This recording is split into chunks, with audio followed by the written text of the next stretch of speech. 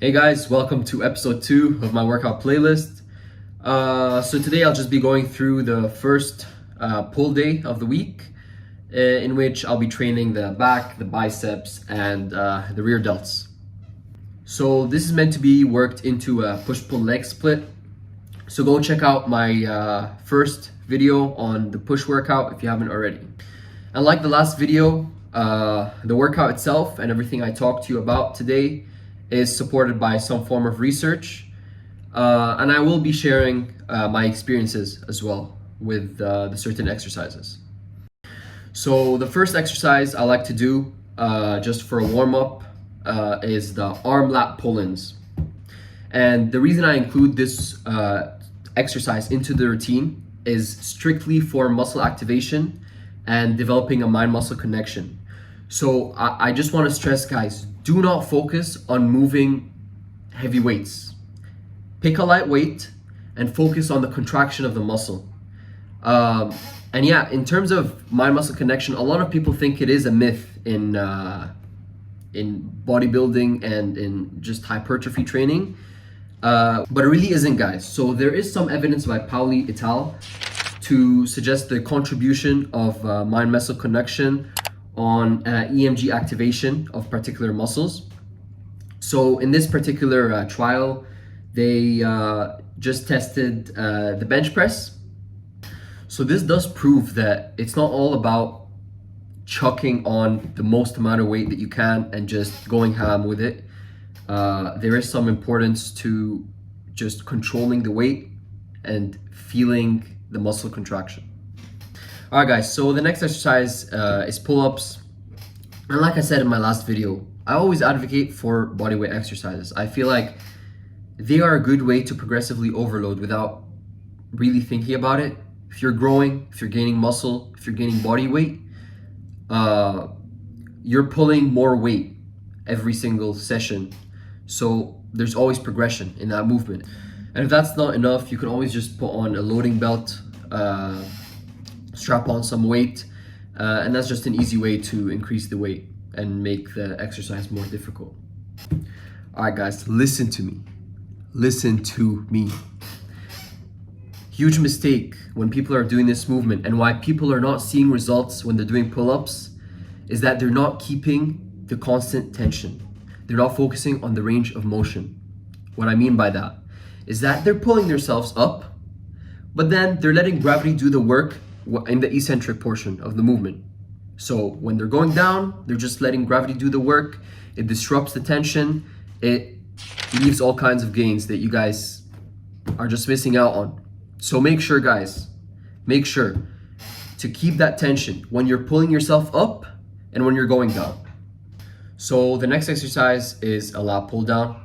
And I have this exercise in the routine for the same reasons that I have the pull-ups. All the tips that I gave in terms of pull-ups apply for this in terms of range of motion and eccentric control. So do keep that in mind. And the reason we include lat pull-downs alongside pull-ups in the workout routine is because lat pull-downs do not require as much stabilization. Therefore, you are able to lift heavier weights, and obviously that does contribute to hypertrophy. So it is important to include both exercises. One, to focus on the stabilizers, stabilize your muscles, and another one to lift heavy and to promote hypertrophy. So moving on to the next exercise, Dumbell Rows. Obviously, this is a fundamental exercise for training back. And it does have a lot of benefits. So when comparing dumbbell rows to bent over rows, for example, they allow you to focus on muscle imbalances because you're focusing on one side of the body and then another side of the body. Another benefit of dumbbell row is that it allows for a freer range of motion when compared to something like a machine row. And why is this important? Because it allows the individual to tailor that exercise to themselves in terms of their body type, their body structure. It allows for that freeness to kind of get into a comfortable position when performing the exercise. And that is always better, obviously. So the free range of motion adds a third benefit, and that is because you are more unrestricted in the movement, there is more of a need to recruit stabilizer muscles. So that is an opportunity to train these muscles. So the next exercise, the V-bar machine row, complements the last exercise the same way that lat pull down complements pull-ups. And what do I mean by that is, when it comes to V-bar machine row, you are able to lift heavier weights because there is less use of stabilizer muscles as you are seated. So this, as stated before, does improve hypertrophy. So the next two exercises are implemented into the routine to isolate the secondary pull muscles. These include the traps and the biceps. So moving on to the first isolation exercise, shrugs. And this is just one of the only exercises that you can perform to effectively target the traps. And the traps are usually a lagging area in a lot of people, just because there isn't a lot of isolation work and attention put into them. So it is very important to focus on this movement.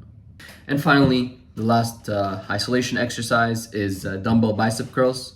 And the reason I perform these over any form of barbell bicep curl or easy bar curls is because I found that it allows for a more natural range of motion. When I used to perform easy bar bicep curls, I found that my forearms experience a lot of pain. And this is due to two reasons. One, the unnatural range of motion, and two, the unnatural grip rest. All right, thank you guys for watching. Again, I will be putting the full workout in the description with the number of reps and the number of sets, as well as any scientific resources that I used.